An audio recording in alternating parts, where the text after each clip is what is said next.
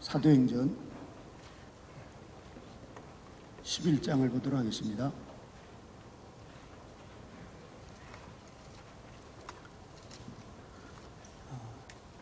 사도행전 11장 22절에서 우리 24절까지 같이 들어가겠습니다. 사도행전 11장 22절에서 24절까지 같이 읽겠습니다. 다 함께 읽겠습니다. 시작. 예루살렘과 교회가 이 사람들의 소문을 듣고 바나바를 안디옥까지 보내니 저가 이르러 하나님의 은혜를 보고 기뻐하여 모든 사람에게 굳은 마음으로 주께 붙어 있으라 권하니 바나바는 착한 사람이요 성령과 믿음이 충만한 자라. 이에 큰 무리가 주께 더하더라. 아멘. 이 시간 우리 말씀을 잠시 1분만 렉셔드비나 한번 세 번만 이 말씀 가운데 가장 나에게 오신 말씀을 딱 잡고 그것을 묵상하면서 오늘은 특별히 큐티 시간을 제가 못 갖게 해서 죄송합니다만 렉시어 디비나를 하도록 하겠습니다. 그래서 반복해서 세 번을 이것을 되새기는 그런 시간을 갖도록 하겠습니다. 네.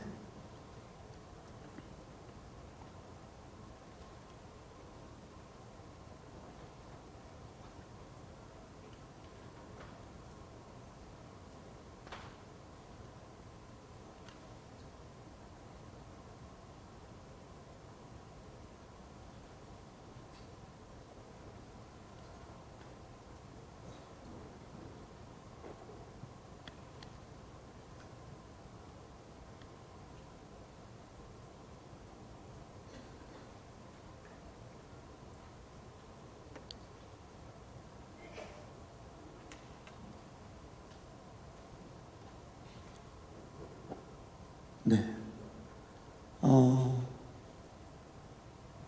하나님의 말씀이 오늘 우리에게 생명의 양식이 될 줄로 믿습니다. 우리가 전주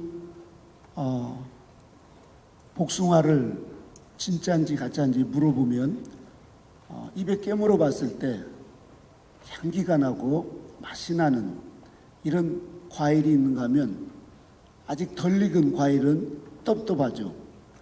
근데 플라스틱으로 만들어 놓은 게 있습니다. 이것은 이 딱딱해 가지고 플라스틱 냄새가 나는데 오늘 아침에 주님께서 우리를 얼마나 익었나 하고 약간 이렇게 깨물어 봤을 때 아유 달다 하고 주님께서 이렇게 기뻐하는 우리 바울선교회 모든 분들이 될 줄로 믿습니다.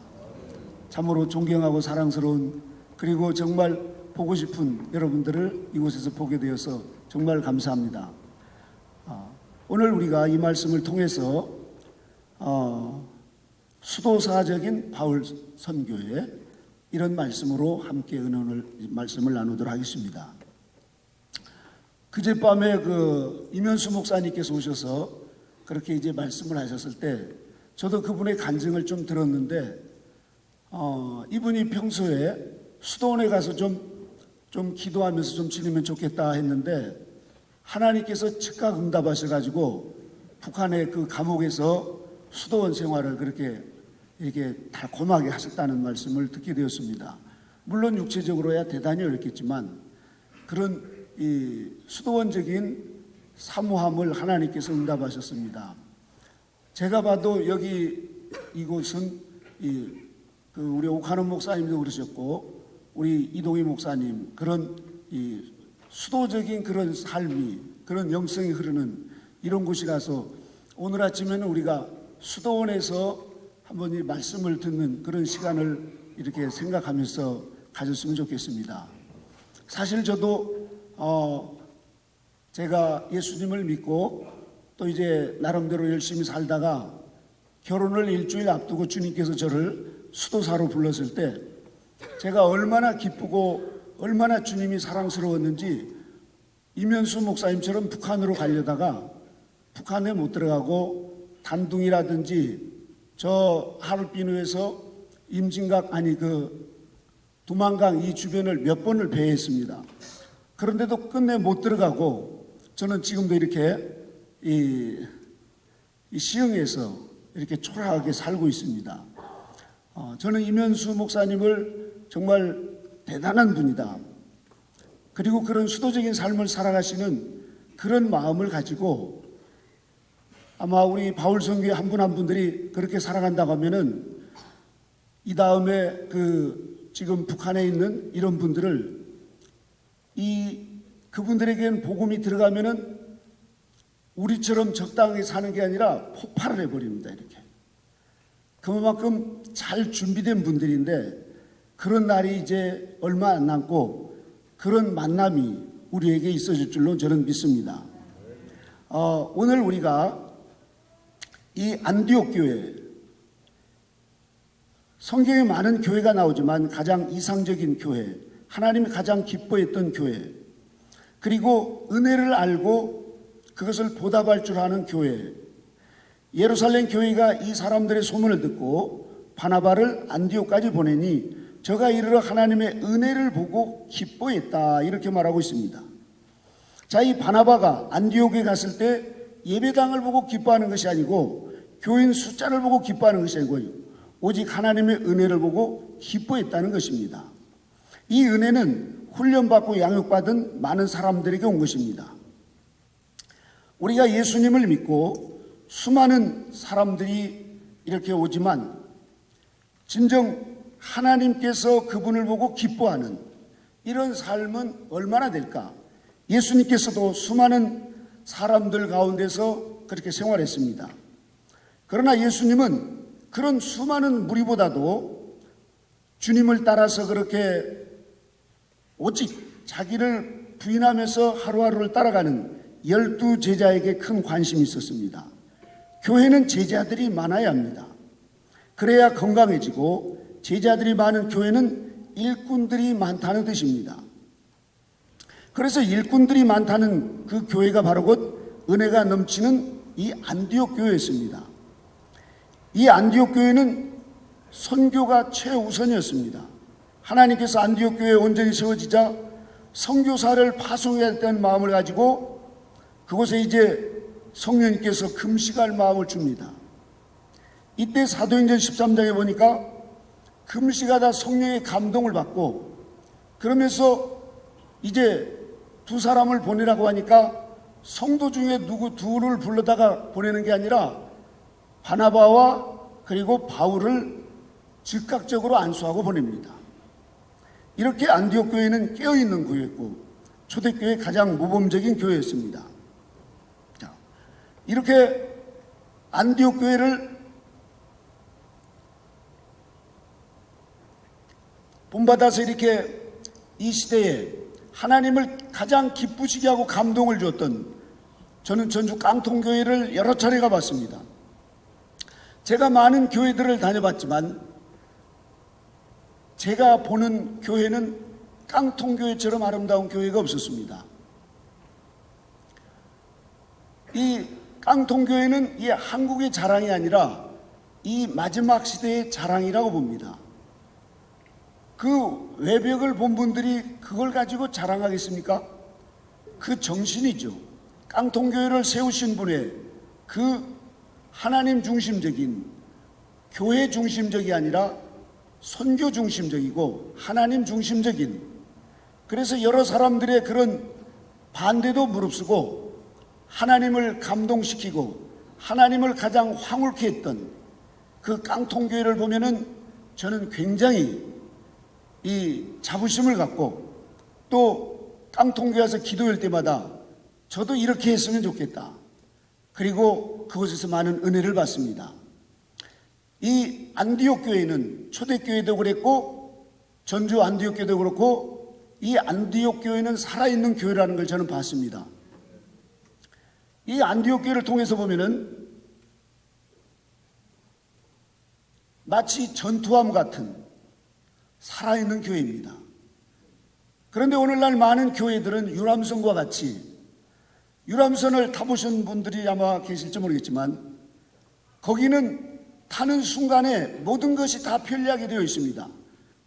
먹고 자고 누가 그렇게 크게 타치하지 않습니다. 특히 훈련이 없습니다. 이렇게 새벽에 일찍 일어나서 새벽 예배 드리는 거 이런 거 없습니다.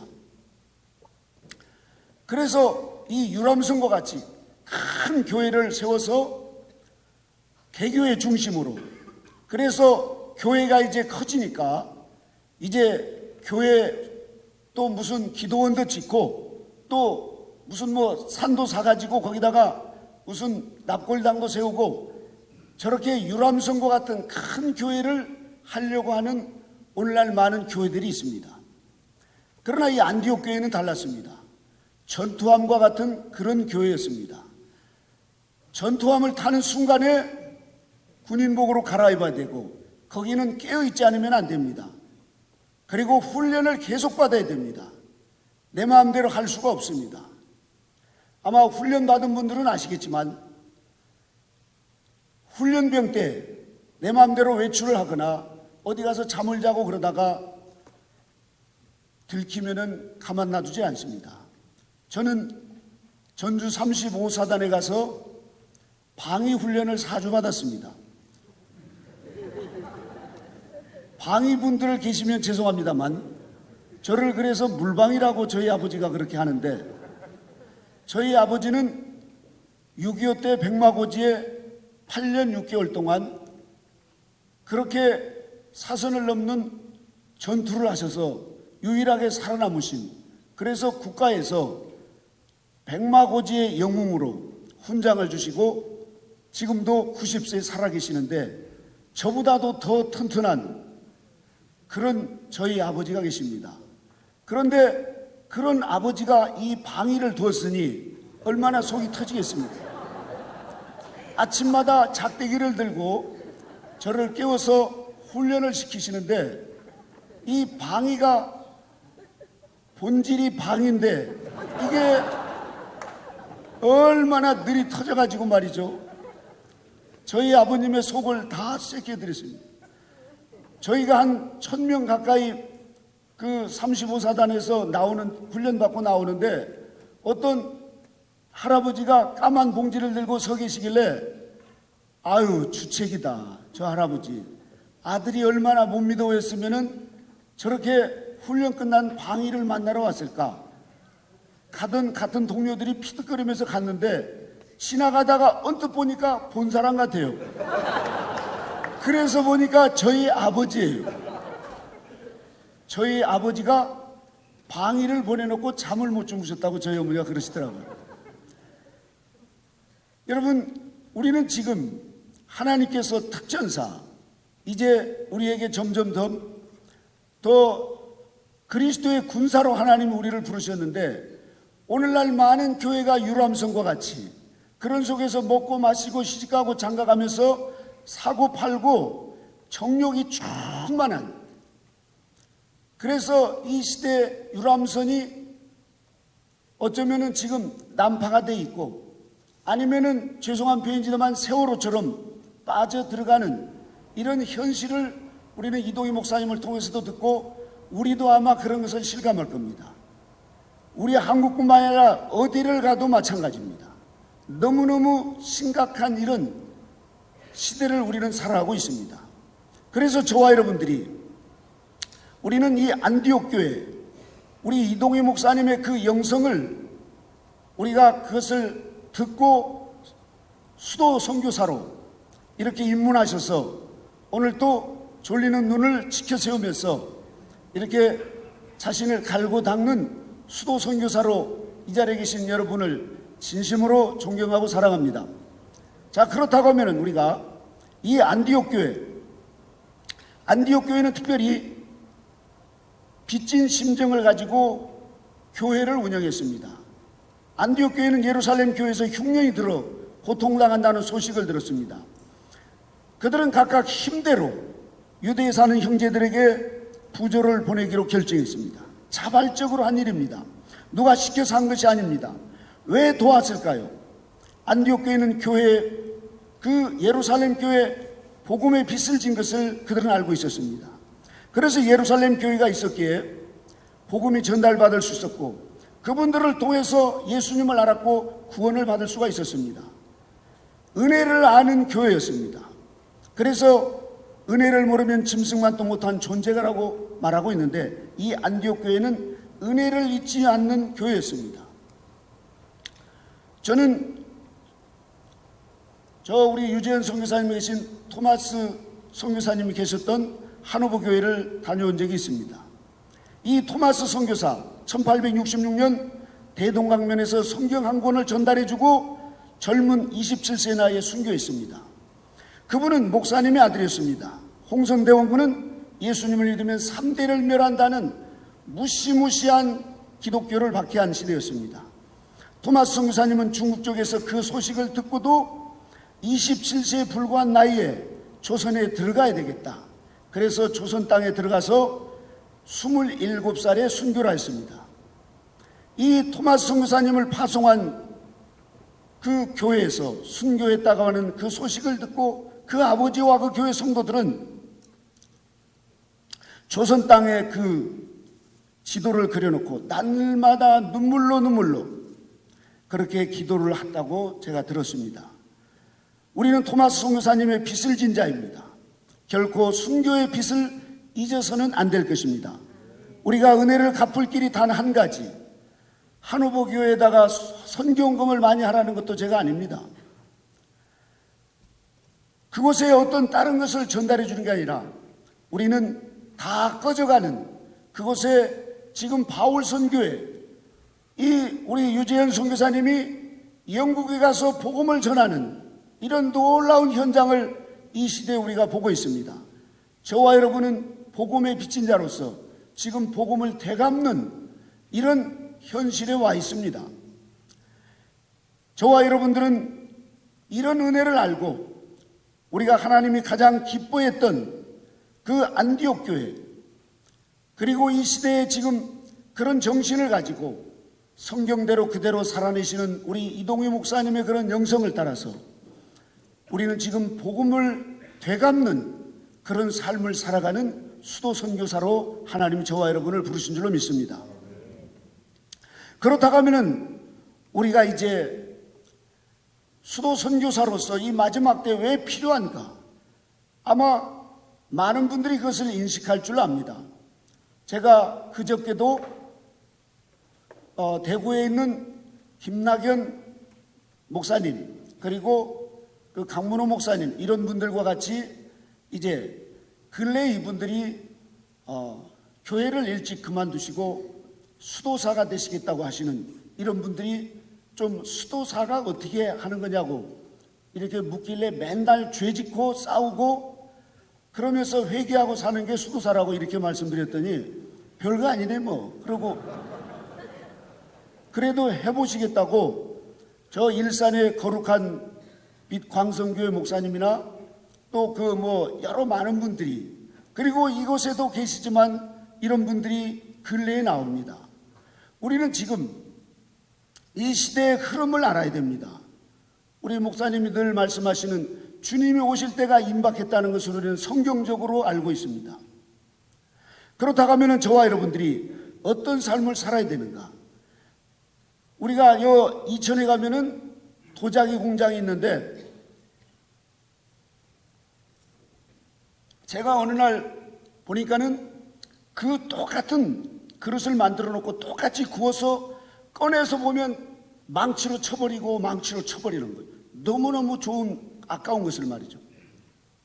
제가 봤을 때는 아주 좋은 건데 그분이 봤을 때는 형편없는 거라 보여요. 조금만 흠이 있어도 깨버리는 겁니다.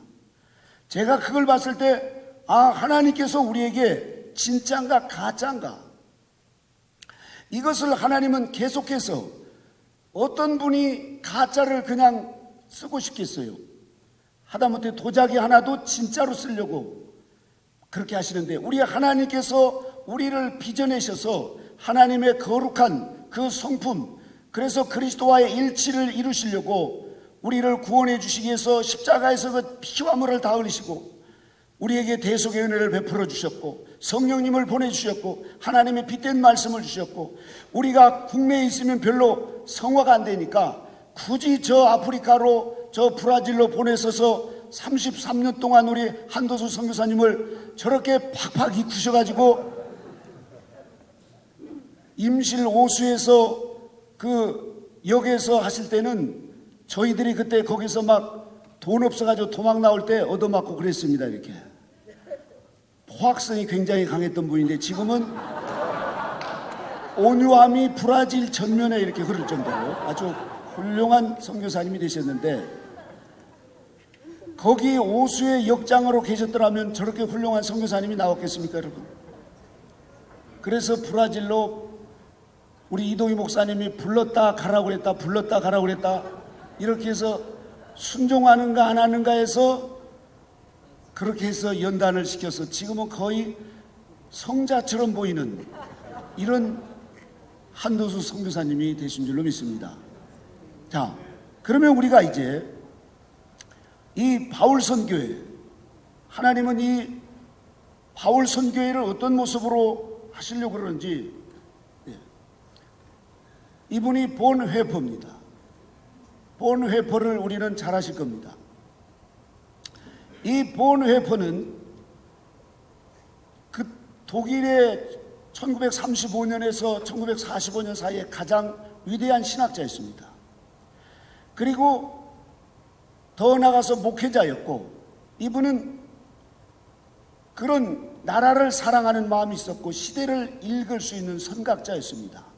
그런데 보니까 히틀러를 위대한 하나님의 종이라고 많은 사람들이 섬길 때 저거 아니다 하면서 계속 반박하니까 나치들이 날마다 이 보네퍼를 찾아와서 잡아가려고 했습니다. 그런 위협을 알고 미국에 있는 친구가 보네퍼, 너 거기다가 잡히면 감옥에 가니까 죽어. 그러면서 계속 안 오니까 교수 자리를 하나 만들어 놓고 들어오라고 돼 있습니다. 그럼에도 불구하고 보네퍼는 들어가지 않았습니다. 마치 사도 바울이 로마 시민권을 호주머니에다 넣어놓고 감옥에 들어가서 얻어맞은 것처럼. 보네퍼는 위대한 분이었습니다. 그런데 이분이 왜 그렇게 됐는가? 어느 날 보니까 자기 형님에게 이런 편지를 썼습니다. 그 프레드리 그 형님에게 이런 편지를 썼어요. 형님, 교회의 회복은 확실하게 새로운 수도의 영성에서 나옵니다. 이것은 전통적으로 예수님의 제자도 안에 있는 산상수훈의 말씀을 그대로 여과 없이 지키는 삶입니다. 이분이 교부들의 그 그리스도의 완전이라고 하는 이런 책들을 보면서, 토마스 아켄푸스의 그리스도를 본받아, 이런 책을 보면서 이분이 내가 미국에 가서 편안하게 그렇게 사는 것보다 이 주님의 말씀에 따라서 선을 행하다가 감옥에 들어가서 죽는 아 있어도 중요한 것은 하나님을 기쁘시게 하고 그리스도와 일치하는 이 삶이 더 우선이라는 것을 깨닫게 되었어요. 결국 그는 감옥으로 들어갔고 감옥에서 순교를 하게 되었습니다. 우리가 웨슬리 선생님이 1737년 12월 3일 날 미국에서 비참하게 실패를 하고 영국으로 돌아왔습니다. 그러면서 이분이 이제 1738년 5월 24일 그 런던 올더스키점에서 그때 큰 은혜를 체험하게 되었어요. 오직 의인은 믿음으로 말미암아 살리라고 하시는 이런 말씀을 듣고 그러면서 뜨거워지기 시작했습니다. 자기는 뭐든지 할 줄 알았어요. 그런데 엄청나게 실패를 했습니다. 그 소피아 하킴에게 뺨도 맞았습니다. 여자에게 뺨 맞으신 분들은 웨슬리 선생님도 맞았다는 것을 생각하시고 위로받기 바라십니다. 선교하다가 별일 다. 자, 그런데 이분이 이제 모라비안 교도들을 만났을 때 피터블러라고 하는 그분을 만나고 그리고 진제노르백작을 독일에 가서 만났습니다. 거기 가니까 엄청나게 많은 분들이 거기에서 공동생활하면서 경건사는 삶을 사는데 너무너무 감동을 받았어요. 도대체 이런 삶이 어디서 오는가 봤더니 이 진제놀부 백작의 그 신앙은 교부들의 신앙이었습니다. 어거스틴과 터툴리안, 클레멘트, 오리겐 이런 분들은 그리스도와의 완전이었습니다.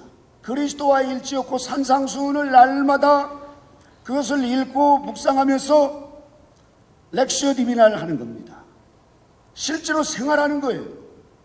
그래서 열쇠가 없고 네 것 내 것이 없는 그런 삶을 살아가는 수도원적인 삶을 살아가는 걸 봤어요. 이거다.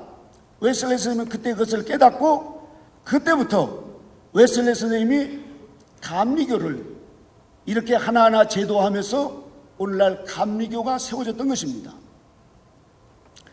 감리교에 이 웨슬리 선생님이 이제 돌아가실 때 유언을 했습니다. 감리교 없어져도 좋다. 그러나 이 기독자 완전이라고 하는 이 책자를 떼지 말라. 이게 없을 때는 이제는 감리교가 별 의미가 없다. 이렇게 신신당부하면서 유언을 했습니다. 다시 말해서 우리가 예수님을 믿고 예수님을 온전히 담는 이러한 완전 성화에 이르는 것이 이게 본업이라는 거예요. 사역도 중요하지만 이 모든 만상에 해가 뜨고 달이 있고 모든 것은 나 하나를 완성시키기 위해서 하나님께서 그런 모든 것을 은총으로 주셨다는 것입니다. 그래서 우리가 태어나는 순간부터 심장이 뛰지 않습니까? 연세 드신 우리 저 남아공의 김한 목사님 여러분들 심장을 한번 뛰시는지, 다른 여기 계시는 분들도 심장이 뛰시는지 한번 아침에 가슴에다 손을 한번 얹고, 심장이 뛰시나요? 살아있다는 증거입니다.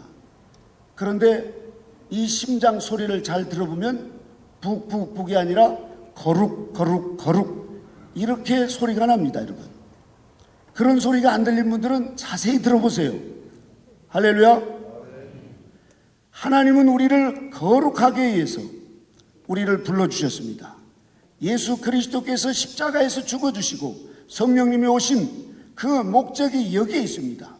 그래서 웨슬리 선생님은 수많은 사람들에게 복음을 전하면서 가방에 선교비가 잔뜩 있어도 그 바질 사모님에게 28파운드만 줬습니다. 여자들은 돈을 안 주면 잔소리를 하기 시작하더라고요. 저희 어머니도 보니까 그렇더라고요. 그런데 돈을 안 주니까 그 웨슬리 선생님의 뺨을 때리기도 하고, 또 나중에는 코피가 나도록 얻어맞고, 한 번은 문을 열어서 보니까 그 웨슬리 선생님 머리채를 사모님이 잡고 씩씩거리면서 얼마나 이런 책상에다 줘박았던지 사방이 막 피투성이가 돼 있어요. 그런데도 그 부목사님이 들어오는데 들어와 그러면서 빨리 차끓이라고 이렇게 능청을 뜨시면서 사셨습니다. 그런 사모님을 30년을 모시고 살면서 완전 성화에 이르셨습니다. 네. 여러분, 성화가 저절로 되는 것이 아닙니다. 사모님들에게 주어 뜯기는 이런 현상. 자, 그렇다고 하면 우리가 이제 피도수 선교사님과 이용도 목사님이 있습니다. 피도수 선교사님이 1928년도에 조선 한국에 간다니까 온 가족이 울고 난리가 났습니다. 갈 데가 없어서 거기를 가느냐. 그런데도 뿌리치고 한국에 왔을 때, 한국의 여성들을 봤을 때 이 젖가슴을 내놓고 막 속꼬리를 이고 머리에 이가 하얗게 이렇게 있는, 옛날 어르신들 기억하시죠? 썩가래가 하얗고 옆 사람들 보면 민망하니까 이가 안 닦아가지고 누래가지고 볼 수가 없었습니다. 그러니 얼마나 미국 선교사님이 그런 분들을 보고 깔보겠습니까? 그런데 이용도 목사님을 그 1928년 1월 달에 저 서울 현저동에서 만나서 5개월 동안 같이 살면서 이분이 완전히 뒤집혔습니다. 이용도 목사님의 그 무차별적인 그 사랑, 미국에서도 볼 수 없었던 그런 사랑을 이 피도수 선교사님이 한국에 와서 이용도 목사님 보고 뒤집어져 버렸습니다. 눈이 올 때 어쩔 때 보니까 밤새도록 기도하고 안 내려오셔서 형님하고 일왕산을 다 찾아도 없는데 한참 보니까 저쪽 눈 뜨면서 푸시시 일어나는 거예요. 이렇게 그렇게 밤새도록 기도하시면서 나오시는 이용도 목사님, 그분은 집회를 갔다 오셔도 가방 집어던지고 바로 산에 가서 기도하시고, 집회하는 중에도 끝나면은 그렇게 남아서 기도하시고. 저는 지난 선교 전주 때도 제가 어떻게 가다가 보니까 2시쯤에 거기 강단에 갔는데 거기서 한 분이 기도를 하시는 거예요. 아니 누군가하고 가까이 봤더니 가장 연세가 많으신 우리 이동희 목사님이 거기서 계시는 거예요. 밤새도록 그렇게 기도하십니다.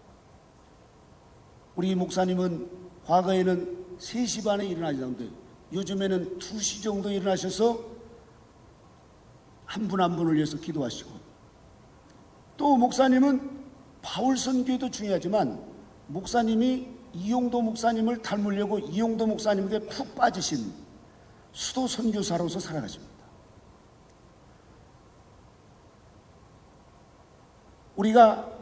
우리 한국의 이용도 목사님을 통해서 하나님은 성결의 불길을 태우셨는데 그 불길을 다시 주자가 필요했는데, 제가 봤을 때 이연필 선생님과 그리고 더 나아가서 이성복 목사님 이런 분들을 통해서인데, 이 시대에 우리 이동희 목사님에게 이걸 좀 네가 맡아서 라고 주님께서 우리 이동희 목사님에게 맡겨주신 것 같습니다.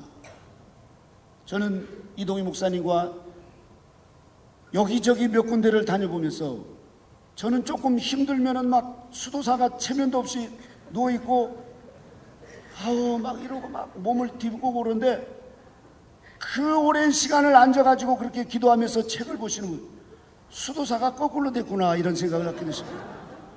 저는 모양만 수도사지 진짜 수도사는 우리 이동희 목사입니다. 원래 안디옥 교회를 세우면서 불편하게 삽시다, 이게 바로 곧 그리스도의 고난에 동참하자는 의미가 아니겠습니까? 우리가 자신을 갈고 닦으면서 그리스도를 온전히 닮자고 하는 이 목표 아래 하나님께서 우리 이동희 목사님을 통해서 지금 이렇게 수많은 우리 훌륭한 바울 선교의 수도 선교사님들을 세우시고, 그리고 지금도 세계 곳곳에 다니면서 어느 선교단체를 봐도 바울 선교만큼 고상한 분이 없다고 그럽니다. 아, 바울 선교의 분들은 달라. 저는 이런 얘기를 여러 차례 들었습니다. 그래서 바울 선교의 선교사님이다 그러면 그분이 가다가 술병을 든 분은 없지만 그런 분이 있어도 저는 존경하는 마음이 듭니다. 왜냐하면 이동희 목사님의 그런 영성을 따라서 살기 때문에. 자, 그렇다고 하면은 우리가 이 시대에 450명으로 하나님은 족하지 않고 이제 전투함 시대는 21세기에 지금 끝나가고 있습니다. 교회 시대 끝자락에 우리는 지금 앞으로 더 큰 환란이 다가오는 이런 시대를 살아가고 있습니다. 그렇다고 하면은 하나님께서는 이 바울 선교회를 통해서 이제 핵 항공모함처럼 4,500명을 수용해서 전 세계에 발에 무릎 꿇지 않는 이러한 하나님의 진정한 사람, 하나님을 감동시키고 하나님만을 영화롭게 하는 이런 수도 선교사들을 하나님이 양육하기를 원하신다는 걸 저는 알게 되었습니다. 믿으시나요? 아, 그게 무슨 가능성? 그러나 그렇지 않습니다. 웨슬레 선생님 이후에 가장 선교회를 잘 조직하고 그것을 처음부터 항구적으로 30년을 넘게 해오는 이런 선교회는 어디를 봐도 없습니다. 중국 내륙 선교를 창설했던 허드슨 테일러, 그분이 하셨던 그 부분은 지금 많이 약해져 있는 것을 볼 수 있습니다. 저는 이 시대에 우리 바울 선교회 한 분 한 분들이 저 핵 항공모함에 탑승해서 이제는 한 분당 10명씩, 그래서 4,500명, 아니 숫자가 중요한 게 아니라 이런 분들을 이제 하나님께서 저 핵 항공모함처럼 거대한 이 수도 선교사로 전 세계의 마지막 때 하나님께서 밝은 빛의 용사로 마지막 주자를 보면 저는 물방이지만 달리기는 잘합니다.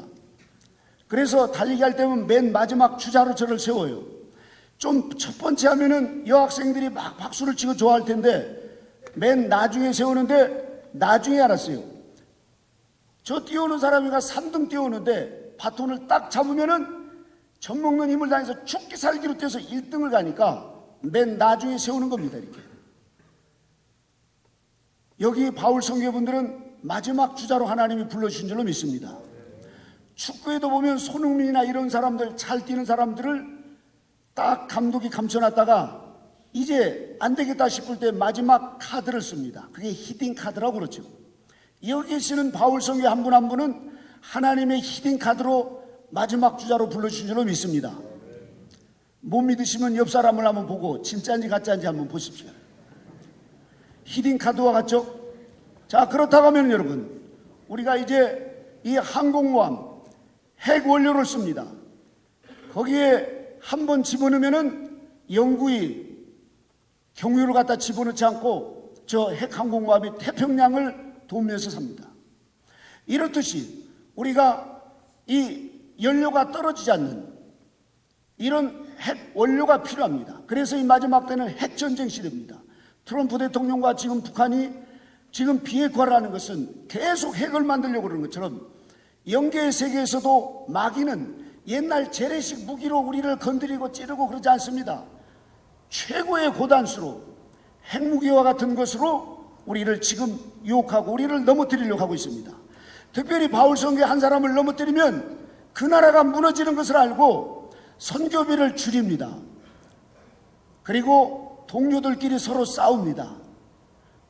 그리고 몸이 아파서 이렇게 이제 전체 선교 수련회 하면은 치과 예약, 정형외과 예약, 또 건강검진 예약 이렇게 쫙 해놓는데 정작 영혼의 충전을 안 하고 그냥 가시는 분들이 있으니까 한 달도 못 가서 또 피로해가지고 지쳐가지고 탈진이 돼서 자꾸만 한국으로 돌아가자고 조기 은퇴하시자고 이런 현상들이 나타나게 되어 있습니다.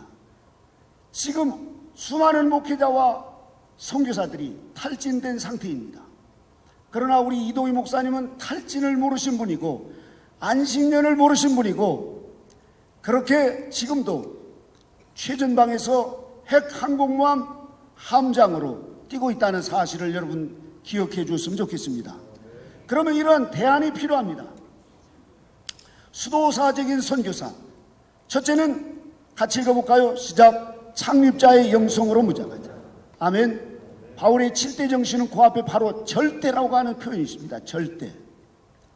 자, 이 절대라고 하는 것은 엄청난 겁니다. 그런데 이동희 목사님의 영성, 웨슬레 선생님의 영성 비슷합니다. 목표가 분명합니다. 그리스도의 일치. 예수 그리스도를 이 땅에서 우리가 선교사로서 온전히 담는 것. 선교사에 가서 많은 교회를 세우고 또 많은 사람들을 주님께로 인도했다 할지라도 자신의 영혼이 완성되지 않으면 그것은 큰 하나님 앞에 칭찬받을 일이 아닙니다. 단 한 영혼이라도 우리가 그분을 위해서 진심으로 사랑하는 마음을 가지고 하면서 우리의 영혼이 성화되는, 그래서 주님이 오셨을 때 내가 너 안에 너가 내 안에 하나가 되는 이런 그리스도와의 합일에 이루어지는 성결의 은총을 받는 이러한 영성을 가지고 선교하시는 창립자는 이 시대에 거의 보기 어렵습니다. 하나님께서 이 마지막 때에 우리 귀한 이동희 목사님을 통해서 이런 수도사적인 영성을 추구하는 것은 수도사가 돼서 옷 입으라고 하는 것이 아니라 성결의 은총을 사모하라는 것입니다. 그리스도를 온전히 닮으라는 것입니다. 이 창립자의 영성으로 지금 450명의 이런 수도 선교사님들은 그 목표를 향해서 가면은 어디에서 무엇을 하든지 하나님께서 반드시 축복해 줄 줄로 믿습니다. 두 번째로 같이 읽어보겠습니다. 산상수훈. 이것을 실천 궁행하는 겁니다. 이것을 날마다 읽어가면서 우리를 갈지 심리를 동행해주고 겉옷을 날 때 속옷을 내어주는, 그래서 이제 끝나고 저기 남아공에 다녔더니 김한 목사님 가정에다 농에 있는 것 다 꺼내가고 테레비 또 컴퓨터까지 실을 때 바로 전화하는 것이 아니라 같이 실어주면서 또 우리 사모님은 물 떠다주면서 그 도둑님을 잘 가시라고 이렇게. 왜냐하면 우리를 가자고 할 때 심리를 동행해 주시는 이런 이 실천궁행의 삶이 필요합니다. 성경의 말씀은 문자가 아니라 생명의 말씀이기 때문에 실천하는 자가 복이 있다고 했습니다.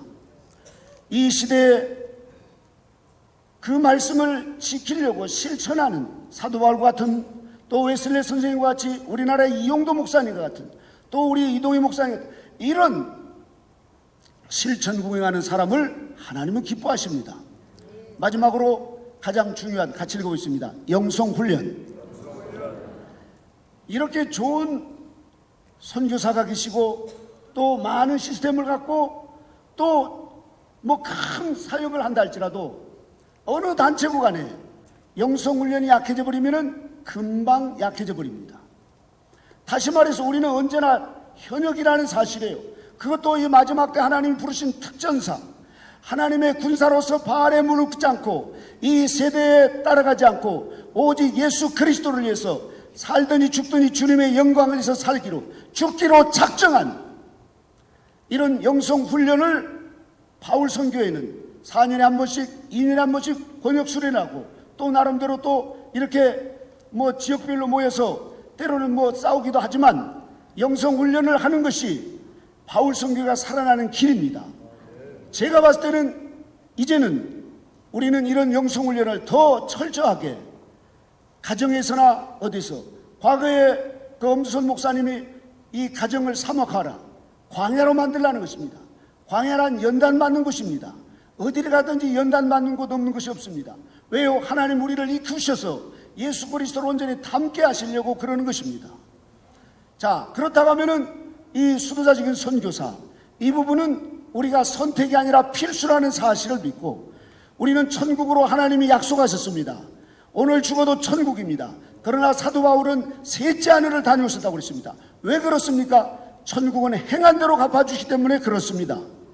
그렇다고 하면 우리가 수도 선교사로 이것은 마지막 때 천사도 부러워하는 가장 복된 선택을 하신 겁니다.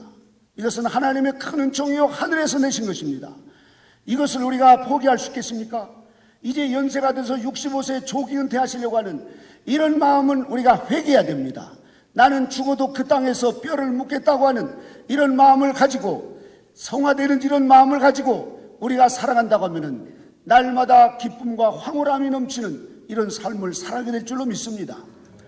감옥이 따로 있는 게 아니라 감옥이나 어디나 우리는 그곳을 수도원이라 생각하고 아침 눈뜬과 동시에 하나님의 현존을 느끼면서 하나님을 기쁘시게 하고 하나님의 말씀에 따라서 우리가 산상수훈의 말씀을 실천하는 이런 영성훈련을 하게 될 때 놀라운 역사가 일어납니다.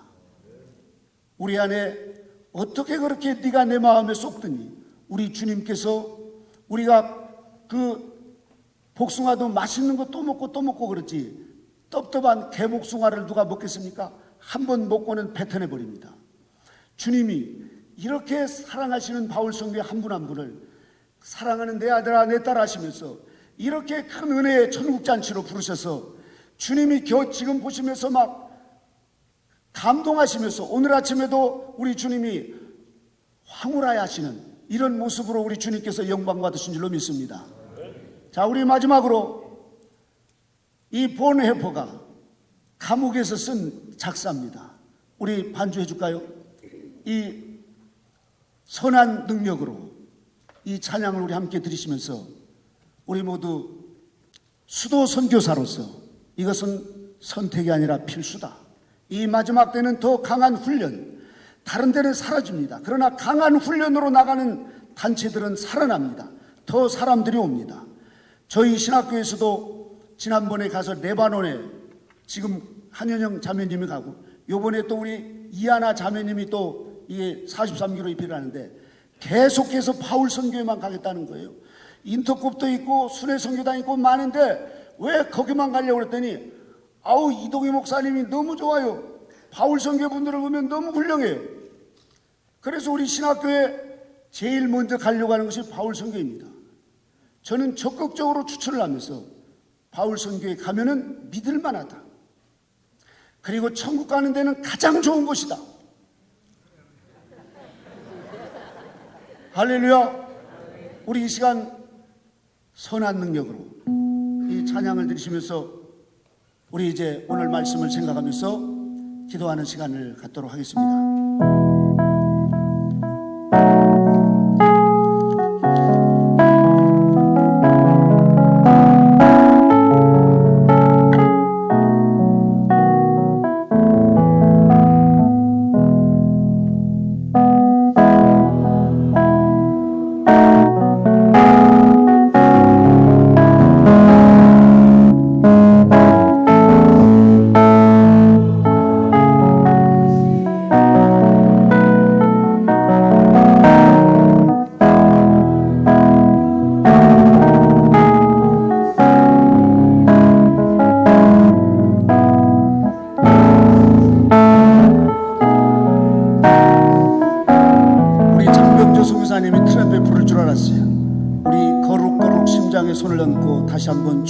선한 능력으로 함께했습니다.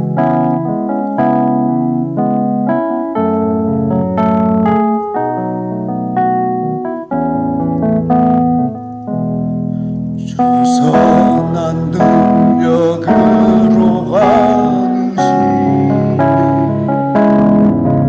그 크신 팔로 날 붙드시네. 절망 속에도 흔들리지 않고 사랑하는 주 얼굴 배우리. 선한 능력으로 일어서리. 주만 의지하리. 믿음으로 우리 고대하네. 주 오실 영광의 새날을 맞이하리. 이전에 괴로운 나 애워싸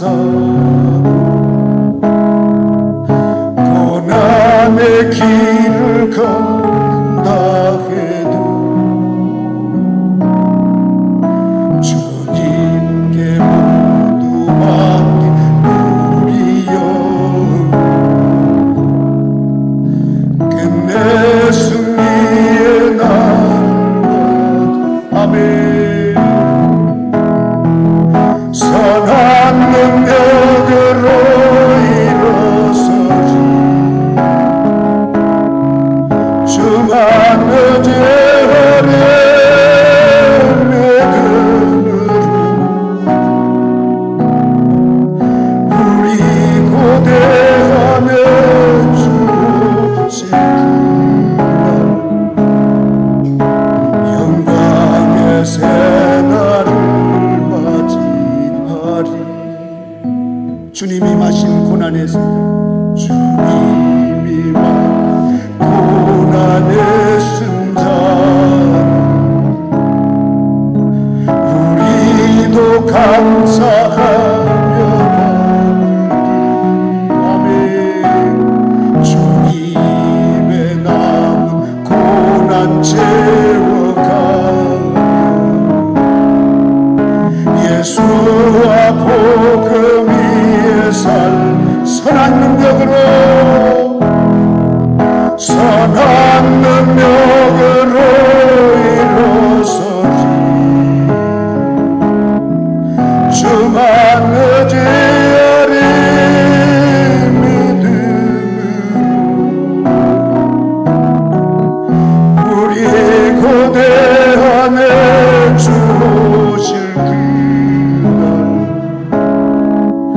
영광의 새날을 우리 주님을 사랑하는 마음으로 두 손 들어 선한 능력으로 일어서 주만 의지하리. 주만 의지하리. 하나님 아버지, 이 아침도 아버지 하나님이여 주님의 선한 능력으로 주님의 그 크신 팔로 우리를 안아 주시옵소서. 우리의 이전의 괴로움과 우리의 아픔과 슬픔들 하나님 아버지 우리도 주님의 고난이 다시 한번 선한 능력으로 아버지 이 시간 우리에게 무엇이 필요합니까? 하나님의 선하신 능력으로 우리를 붙잡아 주셔서 이 마지막 때 하나님의 용사로서 수호 선교사로서 하나님의 우리의 남은 모든 삶을 살아갈 수 있도록 주여 도와주시옵소서. 하나님 아버지 이 시간 우리 주님의 크신 은혜와 사랑으로 저희 모두를 붙잡아 주시옵소서. 강하게 선한 능력으로 일어서리. 주만 의지하리.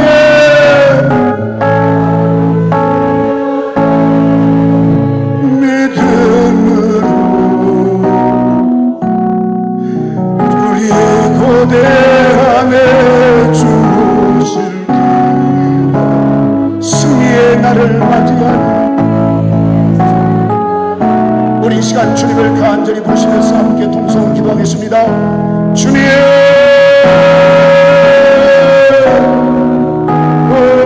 주님 감사합니다. 하나님 아버지여, 주님이 마신 고난의 쓴잔을 저도 감사함으로 받게 하여 주시옵소서. 주님이 남은 고난을 이제인도 함께 채워가며 주님의 복음을 위해 살게 하여 주시옵소서. 하나님 아버지의 시한 선한 능력으로 붙잡아 주시옵소서.